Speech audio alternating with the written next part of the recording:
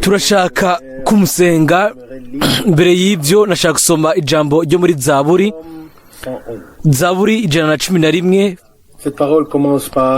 Iryo jambo umurongo wa mbere ritangurana na haleluya ngo dans le cercle des hommes pieux. Haleluya, nzoshimisha Uhoraho umutima wanje wose mu ikoraniro ry'abatunganye no mu ishengero ryabo. Zaburi 111.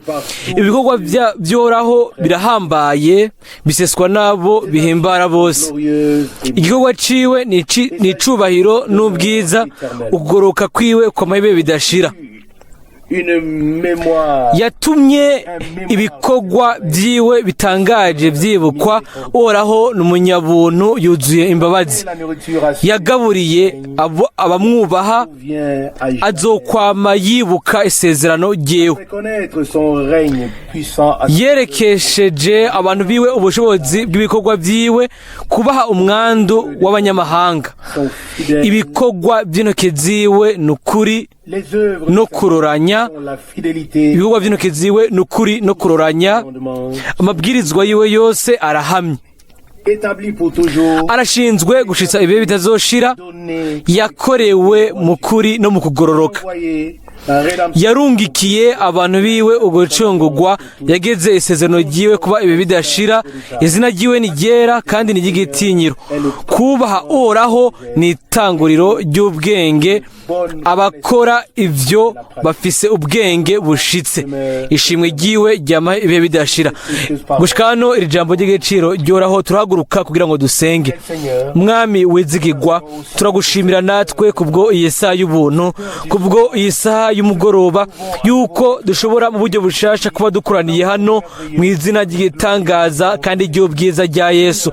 Mwami, turagusaba mu bwina bw'imitima yacu, kandi turagushimira Mwami kubwo buri gitangaza cose co wasoje, kuko nta kindi twokora kiretse kunirahaza gushima guhimbaza ibitangaza wakoze bikorera abawe uwo Mwami, kuko wakoze ibikomeye by'igitangaza kandi n'ivy'ubwiza mu bihe byose. Mbere no mu minsi yacu naho wakoze ibihambaye, ibyo tudashobora kwibagira, kandi dushobora gusa kuvuga tugashinga intahe ku bitangaza byawe, tukabivuga ko Mwami, kuko n'ubuntu bwawe n'ubwizigirwa bwawe nibwo bwatugaragarije, kandi nibwo budutuma dushobora kubitanga tukabigabura. Turagushimira Mwami kubwo buri bifungwa byose waduteguriye kubwa kino gihe. Turagushimira kubwo ivyo byose waduhaye mwino minsi ya nyuma. Mwami, turagushimira kandi mu buryo budasanzwe kubwo iherezo ry'iyinga riheruka, kubwo ubutumwa bwo bwiza bwose ubwo twumvise biciye ku ijambo ryawe, no kubwo mpwemu wawe mwiza. Turaguhaye icubahiro no kuri umugoroba naho ni kubw'ivyo dukora kugira ngo tugusenge, kugira ngo dusenge izina ryawe ry'igiciro kandi ry'igitangaza, tugwa amashimwe no guhimbaza. kandi kuri umugoroba naho uze wakira ibyo wemere hagati muri twebwe, uduhezagire Mwami mu butunzi bw'ubuntu bwawe. Turagusaba kugira ngo ntuduce ku ruhande Mwami, ariko uhezagire bose kuri umugoroba. kandi turagusaba mu buryo budasanzwe Mwami kubwo abo bose babaye abanyantege nke, kandi nabo bose babajwe n'umubi, kugira ngo Mwami ubitwararike kandi ubagira akagongwe Mwami, kandi ubandanye kwikwegera ko abategerezwa bose gukwegwa Mwami mu masaha ya nyuma no muri bino bihe bya nyuma aho tukiri ngahano kwese. Mwami, turibuka kandi bose kuno mugoroba kugira ngo ushobore kwitwararike bose, abari hafi n'abari kure, mu bwoko bwawe bwose, ahantu hose aho basabagiye. Mwami, turabagushize mu biganza. Mana, turagusabye ngo utugirire ubuntu kandi uduhezagire mu butunzi bw'ubuntu bwawe. Niryo sengesho ryanje mu izina rya Yesu, amen. Le Seigneur est ma force. Umwami ni nkomezi zanje kandi niwe shimwe ryanje. Amen. Le Seigneur est ma force. Umwami ni nkomezi zanje Et il est ma louange. kandi ni shimwe ryanje. Il est mon mon salut. niwe gakiza kanje, Il est mon salut. niwe gakiza kanje, Le Seigneur est ma force umwami niwe nkomezi zanje, et ma louange. kandi niwe shimwe ryanje. Le Seigneur est ma force Umwami niwe nkomezi zanje, et ma louange. kandi niwe shimwe ryanje. Le Seigneur est ma force Umwami niwe nkomezi zanje, et ma louange. kandi niwe shimwe ryanje.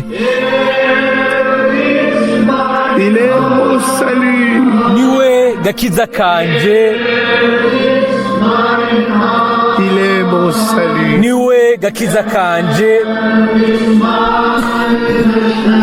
Le Seigneur est ma force Umwami niwe nkomezi zanje, et ma louange. kandi niwe shimwe ryanje. Amen. Amen.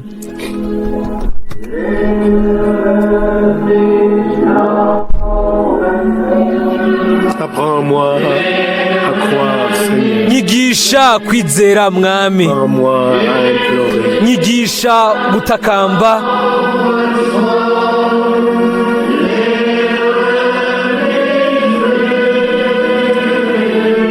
Comme un enfant confiant, nk'umwana yizigira, implorer. nyigisha kwambaza. Seigneur, et Uri umwami wanje, uri Imana yanje, tu sais et tu connais. urazi kandi urazi imibabaro yanje.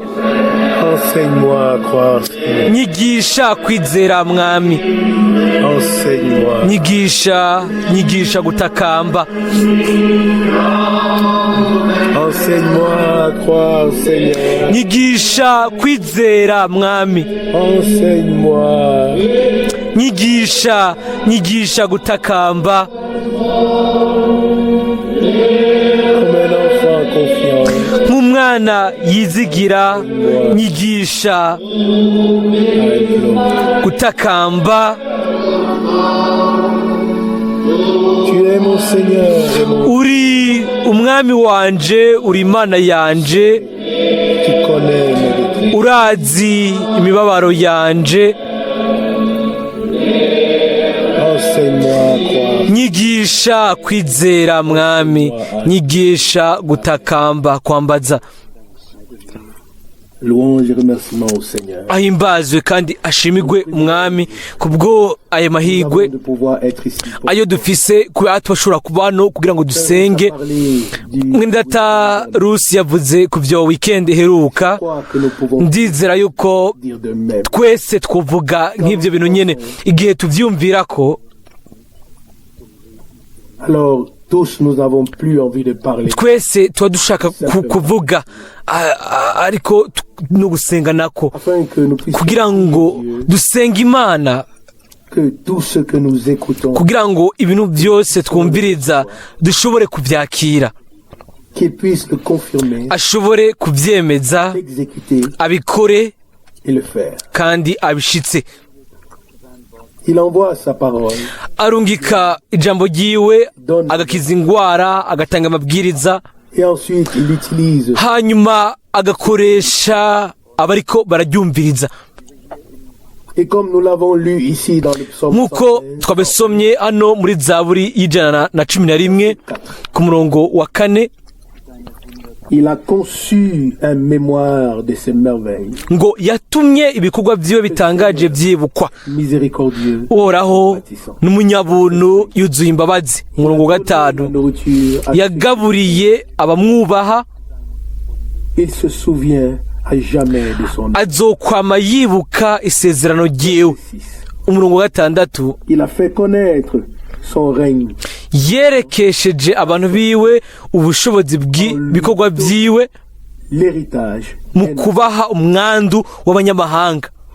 Nous savons tous, Twese Dieu a fait la turabizi yuko Imana yatanze isezerano kuri Aburahamu igihe ryasohoza, exterminer cette nation. yakuyeho iryo hanga, aririmbura, ashiraho ubwoko bwayo Dans le pays de la promesse. mu gihugu c'isezerano.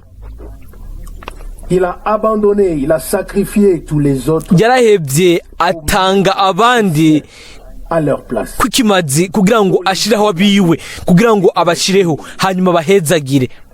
Nous ne pouvons pas demander pourquoi Dieu a agi ainsi. Ntidushobora kubaza impamvu Imana yakoze ibintu nk'uko. Pourquoi il a fait Kubera iki aux Amoriens yakoreye abamori abayewusi et tous ceux qui hamwe n'ibyo bari byose, il les a livrés yarabatanze et a planté son peuple kandi yashinzeho ubwoko bwiwe qui portait la promesse. abari bafise isezerano ryiwe.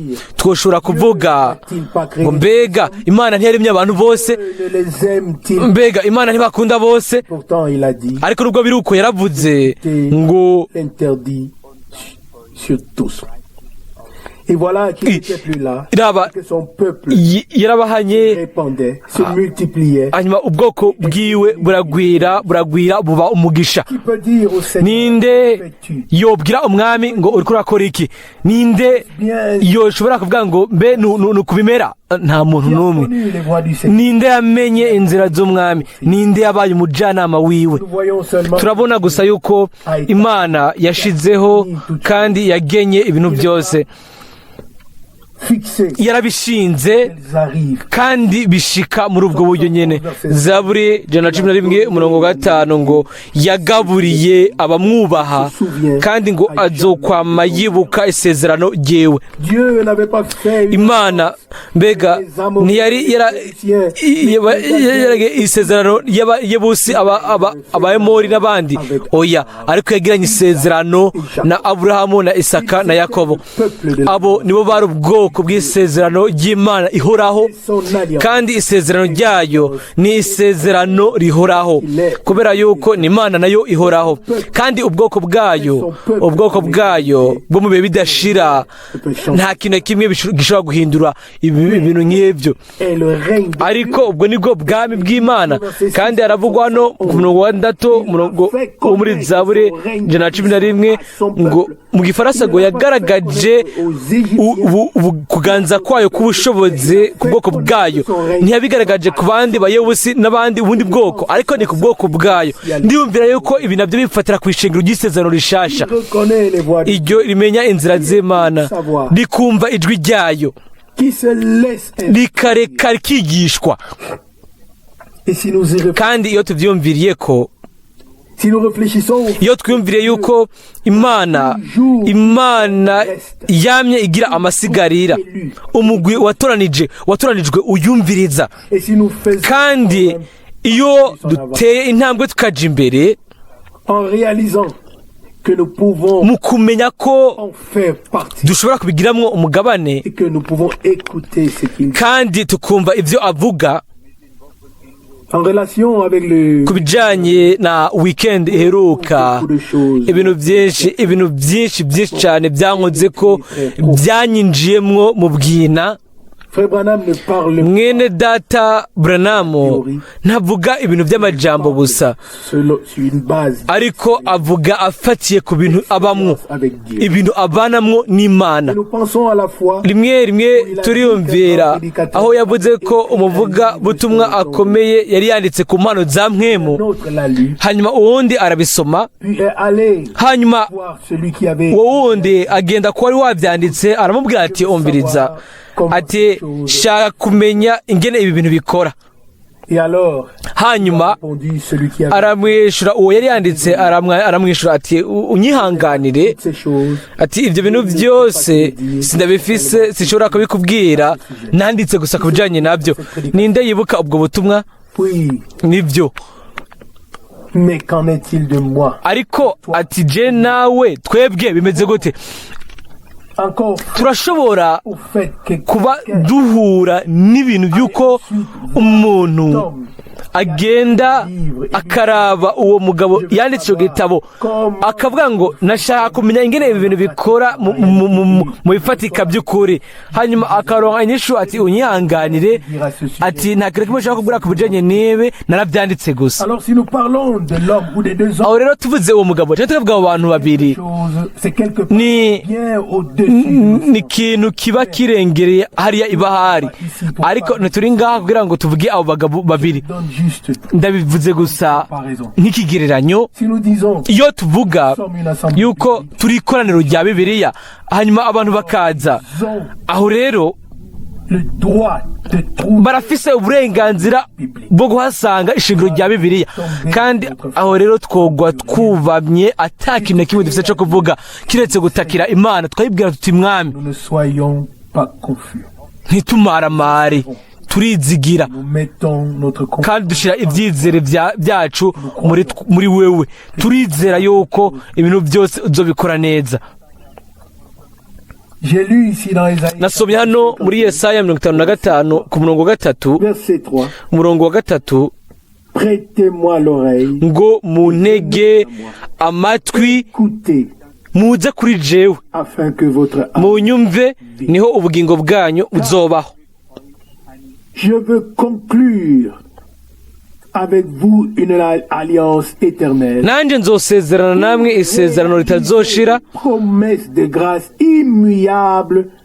Niryo mbabazi Dawidi yasezeraniwe zitazovaho. Puis la parole bien connue. Hanyuma hari ijambo rizwi cyane kumbure ryo ku murongo 8, ngo kuko ibyumviro byanje atari byo byumviro byanyu, kandi inzira zanyu atari zo nzira zanje, nikoraho agize. Umurongo w'icenda, mbere nk'uko ijuru ryitanguye isi, niko inzira zanje zitanguye inzira zanyu, n'ibyumviro byanje byitanguye ibyumviro byanyu. Umurongo w'icumi, de même que la pluie et la neige descendent des nk'uko imvura na sheregi bigwa bivuye mu ijuru ntibisubireyo, sans avoir arrosé, ariko bigatosa isi, bigatuma imeza ikera, et fait germer les plantes, igaha umubivyi imbuto, puisse donner la semence au semeur et du pain à celui qui nujya ikamuha ibyo kurya. Umurongo wa 11, uko niko n'ijambo ryanje riva mu kanwa kanje rizomera, elle ne retourne pas à vide, ntirizogaruka ubusa kuri jewe, mais seulement ariko elle a accompli rizoshitsa ibyo ngomba, et produit ce pourquoi je l'ai envoyé. Rizosozera ico naritumye. Arrêtons-nous. Reka duhagarare gato kuri uyu murongo no kuri iki cyumviro. Par les prophètes. Biciye ku bahanuzi. Et comme nous le savons très bien, kandi nk'uko tubwe twese tubizi, na cyane cyane kuri Mwene Data Branham, Imana yagira afata uturero tw'ibintu byo mu buzima busanzwe, ibyo umuntu wese ashobora gutahura. Imvura iragwa hano ku isi, fait pas que mouiller et humidifier. Iranyagiza igatohesha, si gutohesha gusa, ariko irameza, ituma mwisi havamwo ikikwiriye kugira ngo bitange inkomezi ku kimera kubijanye n'ivyo gifungura. Iyo byari bijanye gusa no gutohesha gusa, ibyo nivyo bihagije, ariko hari ikintu kiva mwisi, hari ikintu kikuramwo kikaza, hanyuma imizi ikakimira, n'ijambo ry'Imana ryo ririnjira rikinjira, si guca gusa kuri twebwe mu buryo canke ubundi hanyuma ngo rigwe hasi, ariko naryo ririnjira rikagira ico rirema, ikintu kitwemerera gukura no gutera imbere mu buryo bw'impwemu. Nico gituma ijambo ngo kumeza cari kubyara, elle ne retourne à moi sans avoir ngo ntirizongarukako ngo ribanza kumeza rikameza rikeresha, si gutohesha gusa ariko no kumeza nabyo, ikera ikameza ikera. Ivyo bigaragaza icamwa. Ni kubw'ivyo nico gituma Imana irungika imvura, ikaronka imvura, kandi muri ubwo buryo nyene ikavuga umurongo wa 11, uko ariko ijambo ryanje riva mu kanwa kanje rizomera, ngo ntirizogaruka ubusa, ngo ariko gusa nigihe rizoba rihejeje gushitsa ivyo ngomba, rizosozera ico naritumye. Amen.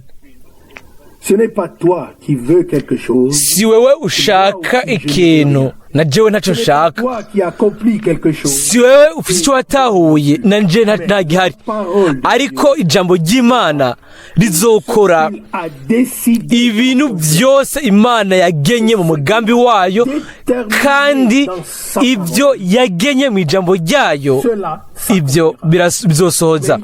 Ariko birakwiye yuko haba umuntu kanaka aho ibyo bintu bisoreza, uwo ibyo bintu bishikiramwo. Dutahure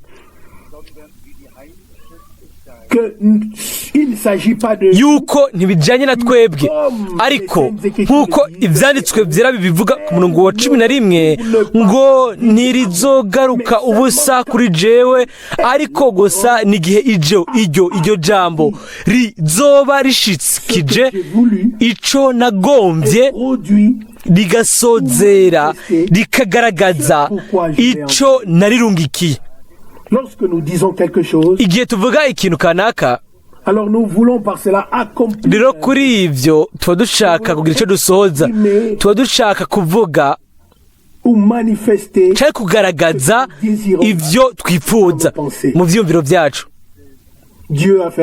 Imana yakoze nk'ivyo nyene, kandi turabitahura neza, twitahura neza muri weekend eroka yuko bijanye n'imvugo ya nyuma y'Imana yacu, kandi iyo mvugo ntishobora gusubira inyuma nk'ijambo gusa.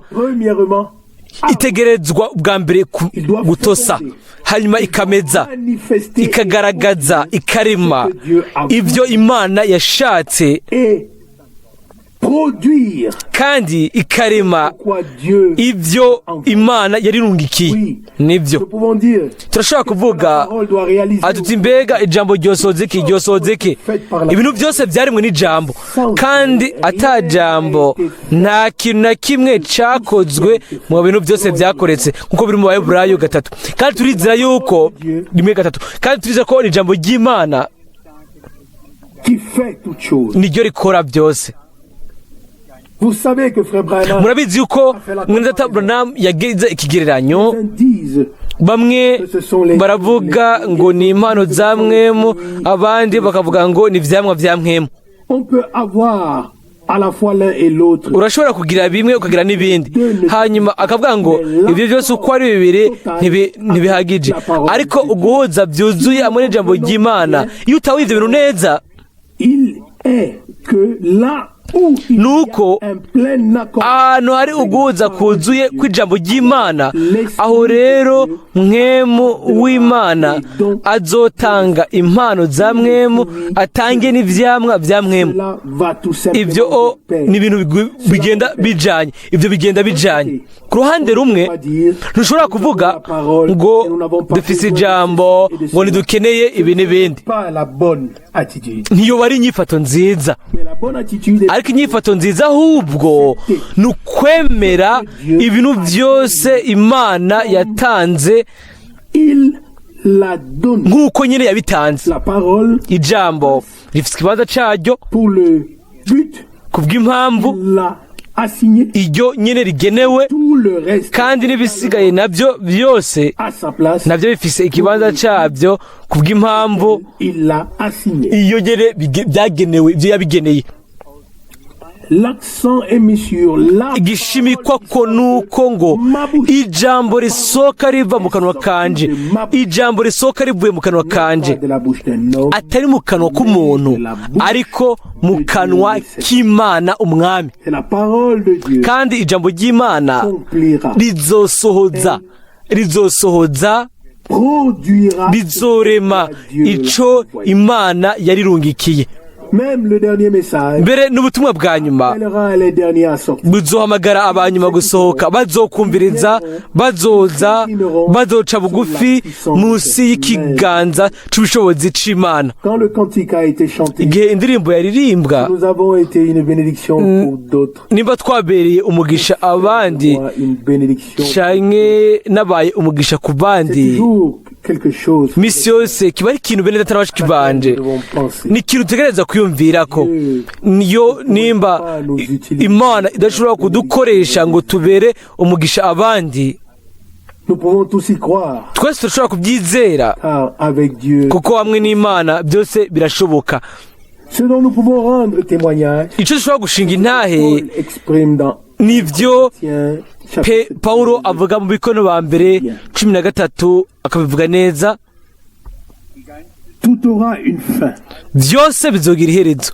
La connaissance, ubumenyi, impano za mpwemu, byose bizogira iherezo. une seule chose. ariko hari ikintu kimwe gihoraho gitunganye. Corinthiens chapitre 13 aravuga no mu bikono ba mbere 13 duhereye ku murongo w'8, ne finira jamais. aravuga ngo urukundo ntaho rushira, Le don de prophétie, ukuvugishwa n'Imana kuzokugwaho, le parler en langue, ukuvuga izindi ndimi une fin. kuzogira iherezo, ubwenge buzokugwaho. Verset 9. umurongo w'9, kuko Notre connaissance ngo ubumenyi bwacu ni agace, tuzi agace kandi tuvugishwa n'Imana partielle. agace. Verset 10. umurongo Quand ce w'10 qui est ngo ariko aho igihinguye kizoshikira, ngo igitunganye rwose, iby'agace ou le partiel. iby'agace bizokugwaho, ngo bizorangira. umurongo wa 11 ngo nkiri umwana mutoya navuga gwana, L'esprit enfant. niyumvira gwana, J'ai comme un enfant. nibwira gwana, Puis que je suis devenu grand, maze gukura je me suis débarrassé de la ngo nature d'enfant. mva mu by'ubwana nikura muri kamere y'ubwana. umurongo wa 12, kuko ubu turabira mu cirore iby'ijiji, Mais alors, nous verrons face à ngo ariko ico gihe tuzoraba nk'abarabana imbonankubone. Mais alors, ubu nzi agace, ubumenyi bwanje n'agace, ariko ico gihe nzomenya rwose nk'uko namenywe rwose. verset 13. umurongo wa 13, Donc, none rero hagumyeho ibintu bitatu: l'espérance ni ukwizera, ni ibyizigiro, ni urukundo. d'entrer, ibyo uko ari bitatu, c'est l'amour. ariko ikibiruta ni urukundo. Nous voyons avec quelle profondeur, turabona hamwe sincérité, mu bwina Dieu no kumaramaza ibyo ngene uwo muntu w'Imana yanditse ibi bintu. kandi hano il nous montre atweretse avec un exemple très clair. atweretse mu karorero Enfant, kagaragara neza cyane, avuga ngo igihe nari umwana ensuite, il dit nakora gwana, hanyuma akavuga que quand il est ngo devenu grand, igihe yakura, il s'est yabaye umuntu akuze, débarrassé ngo de la nature yikuyemo imyitwarire, imyifato icana. Imana mu by'ukuri ishobore kuduha ubwo buntu jewe na twebwe twese, kugira ngo tube ico ishobora kandi ishaka kutugira, de véritables enfants de Dieu, abana by'ukuri b'Imana, à travers lesquels biciye muri abo ishobora kubaho ubuzima bwayo, abantu bashobora kuba inzavya z'icubahiro cayo, atari gusa ko tuba bizera gusa, mais ariko yuko ku iherezo nous trouvions tugashobora gusanga ubumenyi, ubufatanye mu gikorwa c'Imana, hanyuma igashobora kutwishurira. tout est partiel. vyose na gace, Connaissance ubumenyi et tout le reste hamwe n'ibindi byose partiel na gace passera. bizokugwaho. Quand ariko igihe igihunguwe rwose kizoshika, aho rero ibintu by'agacagace bizohera. Imana irashoboye gukora ikintu gitunganye ikuye mu kintu cy'igice. Tuyigirira icizere kandi izoherahereza ishingiro ryiwe ku bwo buntu. Twumvise ibintu byinshi cyane, kandi nk'uko twamaze kubyumva nta gihambaye twoshobora kongera ko kuri ibyo. Ni gusa ni iby'ubushobozi, ni iby'ubwina, ni bikomeye. Mwoshobora gusa kuvuga ibyo Imana idusaba, ariko Imana ubwayo iduha ibintu byose idusaba. Iyo abo twabanje kubirondera cyane ko tukabyironkesha tubikuye ahandi kanaka, ntitwomenya aho twoja kubikura, ntitwomenya mbere n'icyo twabikoresha. Ariko Imana itanga byose. Igihe ivuga ngo mutegerezwa kuvuga ubwa kabiri, niyo irema ubuzima bushasha muri wewe no muri jewe. Igihe ivuga ngo ni jewe mbatiza mu mwemu no mu muriro, ego niyo nyene ibikora. Kandi igihe ivuga ngo ndiyeza ku bwabo kugira ngo nabo babe abejejwe mu kuri, agakiza no kubohoka biva ku mwami. Dutegerezwa gusa dufise icizere kitanyiganyiga muri we, tukaba tuzi yuko ashoboye kurongora, guhezagira nk'uko yabikoze kera hamwe n'ubwoko bw'isezerano bwo mu isezerano rya kera. Nibyo akorana n'ishengero ry'isezerano rishasha, mu isezerano rishasha.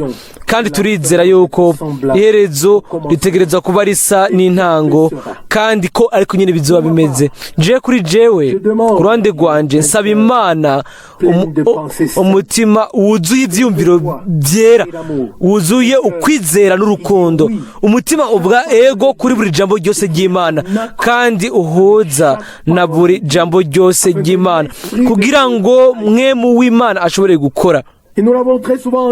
Twarabyumvise kenshi, si amajambo menshi ayo twizera, ariko kumbure ni jambo rimwe gusa iryo tutizera.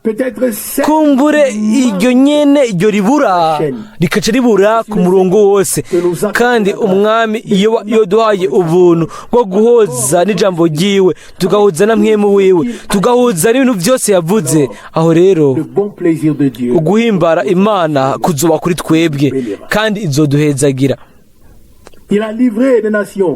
Yatanze amahanga kandi yahezagiye ubwoko bwiwe, yaraziganije. Yaravuze ngo ubakoze ko abakoze imbone y'ijisho ryanje.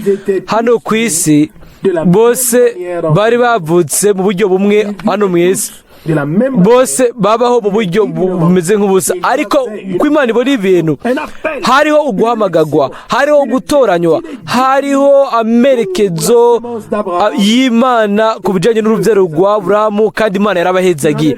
Ni nako bimeze uyu munsi hamwe n'ubwoko bw'Imana. Amen. Kubisa n'ibiri hano ku isi, bose bavuka mu buryo bumwe. Mbega ni kangahe dukunda kumva mbere biva no mu yandi madini ngo none ibi byabo bizovamwo ibiki? Ndavuga ko ntitwohangayika ku bijanye n'ibyo. Umwitwarariko ni twebwe abombirije ijambo ry'Imana. Umwami niwe azoca urubanza mu buryo bubereye, azomenya ibyo abantu bokoze iyo ubutumwa bwiza bobuzaniwe. Imana izi ibintu byose, nta muntu n'umwe akeneye kuyibwira icyo ari cyo cyose, ariko ikintu nyamukuru ni uko mu by'ukuri yodufasha jewe nawe, twebwe hamwe n'ubwoko bwiwe bwose, kandi nibyo bizoshika. Amen. Irabishoboye kandi izobikora. Kandi aravugwa muri Yesaya 55:11 ngo ijambo ryavuye mu kanwa kanje ntirizogaruka ubusa ritabanje gukora ico narirungikiye, kandi rigasohoza ico rigasozera ico naritumye. Kugomba kw'Imana gusoza no kwese nk'uko gusoza mu ijuru. Ijambo ry'Imana ryavuzwe ubukwerezo ntirizogaruka ubusa, rizogarukana umugeni yahamagariwe gusohoka, kandi rizosohoza ico Imana yarirungikiye. Turashobora kugizigira tukarashikamako, ni narwo rufatiro ubwo dushobora kwishimikizako. Imana ishobore kuduhezagira kandi idukomeze mu kwizera. Ubu rero igihe tuza gusenga tuze kubikora mu ncamake kandi mu buryo butumbereye ariko mu kwizera, kugira ngo Imana itwumvirize kandi duhezagire. Amen. Mwami wizigirwa, turagushimira mu buryo bushasha kubwo amajambo y'igiciro ayo twumvise. Mwami turabezi yuko ibyo wagenye gukora Mwami uzobikora. Turagushimira mu bwina bw'imitima yacu yuko dushobora n'ubu kubona ibintu ibyo wasohoje, kandi n'ibisigajwe gukora nabyo uzobisohoza Mwami mu gihe cawe. Mwami, amashimwe no gusengwa bibe ibyawe Mwami. Ntituri hano twiraritse, ariko waduhamagaye mu mazina yawe. Turi ubwoko bukwegukiye, wagiranye isezerano natwe Mwami, kandi uko niko tunaguha icubahiro kuno mugoroba. Turagusenga hagati muri twebwe, kandi turagushimira yuko watwibutse, kandi yuko ubandanya kutwitwararika hamwe n'imbabazi nk'iziraho n'ubuvyeyi nk'uburaho. Ni gute mbega tugutazira tugashira hejuru izina ryawe, kuko uri uwacu kandi turi ubwoko bwawe. Wakira ugusengwa, wakira uguhimbazwa n'icubahiro mu izina rya Yesu. Amen, amen. Data uri mu ijuru, ndagushimira n'umutima wanje wose de nous avoir yuko amené au seuil watuzanye ku muryango w'igikorwa cawe, waturongoreye mu nzira z'ibwina zo guca bugufi, zo kwambugwa. Watunywesheje igikombe cari kivanze, kirimwo inkarisha, kirimwo ariko nubwo biruko twarabuze tuti dufise inyota, kandi turagushimira n'umutima wacu wose yuko uhamagarira gusohoka, kandi yuko ufise intumbero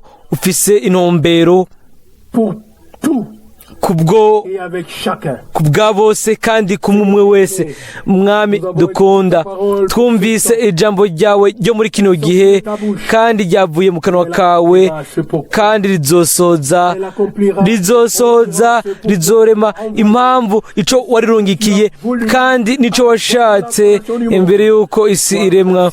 Ushimwe yuko dushobora kuba kwerezo ry'igihe c'ubuntu, tukaba mu gihe c'ubwiza gishoboka kubera abantu babayeho. Kandi ndagushimira n'uyu munsi kubwo kugarurwa byuzuye, kubwo ukwemeza ijambo ryawe mu migambi yose. Nta jambo na rimwe mu yawe rizoguma ridasohoje. Akanwa nyene kavuze agakiza, niko kavuze ugukira kw'ingwara, ukubohoka, ukwitegura byose. Mwami ndagushimira, wamaze gukora ibikomeye kandi uzobandanya gukora. Ndagushimira kubw'ubushobozi bw'amaraso yawe, kubw'ubushobozi bw'ijambo ryawe, no kubwa mwemu wawe. Ugire inzira yawe, ugaragaze, usohoze biciye ku ijambo ryawe no ku bwa mwemu wawe. Ibyo wagenye gukora si igikorwa c'umuntu, ariko ni igikorwa c'Imana. Kandi duhagaze hano turi imbere yawe, twizera yuko ku bw'ijambo ryawe no ku bwa mwemu wawe dans ton église, mu ishengero ryawe no muri umwe wese ku giti ciwe, yuko uza gukora kandi uza kurema ico wigeneye gukora. adoration à ton nom. Gusengwa bibi vy'izina ryawe. Ego tunakuzaniye n'imitwaro nayo, Mana yizigirwa. Urazi abantu, Tu sais urazi et connais la kandi uzi umubabaro uwo baba barimwo. Tu vois leur impuissance. Urabona intege nke zabo, urabona ugucika intege kwabo. Mwami, Expérimenté dans mon nabibayemwo mu mutima wanje, mu bugingo bwanje no mu mpwemu yanje. un homme. Ndazi ngene umuntu ashobora kuba umunyantege nke agacika intege, ariko Mais tu es le même. uri wa wundi, Le Dieu d'Abraham. uri Imana ya Aburahamu, ya Isaka na Yakobo. El Shaddai. Uri El Shaddai, uri Imana, Duquel Imana ku gikiriza cayo dushobora gukomereraho tugahagirako n'ukuri umugoroba nawo. il Mwami, y a une chose hariho déjà faite. ikintu wamaze gukora, En toi. ukwizera kuzuye no mu ijambo ryawe, Et une confiance totale hamwe n'icizere cuzuye muri wewe, pour que par ta parole, kugira ngo biciye ku ijambo ryawe kandi biciye kuri mwemu wawe ushobore gusohoza kandi ushitse ico warirungikiye ton épouse kubw'umugeni wawe ku isi yose, guhamagarira gusohoka, ugutegurwa no guheraherezwa. tout cela, Ibyo byose uzobikora ta parole. kubw'ijambo ryawe iryasohotse riva mu kanwa kawe, iryashitse mu mitima yacu, ryavomewe rikameza rikeza. Mwami, isaha ishike Où nous aho n'ayons plus à crier comme les tutazoba dukeneye gukoma induru nk'abapatiri ba Bayali, ariko tukakubwira nk'uko umugenzi abwira umugenzi wewe, nawe ugashobora kutwishura. Mwami dukunda, turagushimira kubwo akarorero ko mu rungano rwacu. Si isengesho ry'ijwi ry'inkomezi, ariko n'umwami yari ahari kandi yemeje ijambo ryewe n'ibimenyetso kandi n'ibitangaza bikurikirana. Mwami dukunda, urashobora kwemeza ijambo ryawe n'ijambo ryawe, kandi turagusabye ngo ufate bene data b'abakozi nabo bakoresha ijambo, kugira ngo dushobore kukwizera tutiziganije kandi imitima yacu yose, kandi kwizera gushobore guceka intsinzi yamaze kunesha isi. Mwami dukunda, igorogota ni waranesheje. Amen, haleluya. Mwami ndagushimira, warasemereye hagati mu rupfu no mwijima ngo byose birarangiye. Ubure dushobora kuririmba ngo umutwenzi uhoraho uratambitse ku bwacu. Ndagushimiye kubwo umugoroba, ndagushimira kandi kubwa weekend heruka. Mwami, turacameze nk'abarota. Ni gute bikoreka yuko dushobora kumva tukizera kandi tukemera? Kubera iki? Kubera iki mbega watuvugishije, o Mana? Kandi turibuka mwino saha bene data bose n'abashiki bacu bose. Mwami dukunda, uramvure ukuboko kwawe, wumvikanishe ijambo ryawe, mwemu wawe ashobore kuza kuri abo bose ari ubutunzi bwawe bacungujwe n'amaraso. Utwishuze, ubeshuze, udusabe twese, kandi uheraheze mwe burundu igikorwa ca Satani, kugira ngo ntagire uburenganzira na bumwe kuri twebwe, kandi ushobore kwishimagiza. O Mwami, uduhezagire twese, uduhe umwidegemvyo wa mpwemu yera. Kandi nubwo biri uko, guhera uyu turashobora gushimira yuko wakoze byose neza. Ugusengwa ukube ukwawe, ijambo ryawe rizosohoza kandi rizoshitsa, rizogaragaza ico warigeneye kandi washatse. Ukugomba kwawe nigukoreke mu buzima bwanje kandi biciye ku buzima bwanje. Ukugomba kwawe nigukoreke hamwe n'ubwoko bwawe bwose, hamwe n'ishingiro ryawe ryose, mu bibanza byose, mu bihugu byose kandi ku isi yose. O Mana, wewe uhabwe icubahiro, amashimwe, uguhimbazwa, ugusengwa mu izina rirengeye izina ryose ryabaye igiciro kuri twebwe, mu izina rya Yesu Kristo umukiza, umwami wacu. Amen.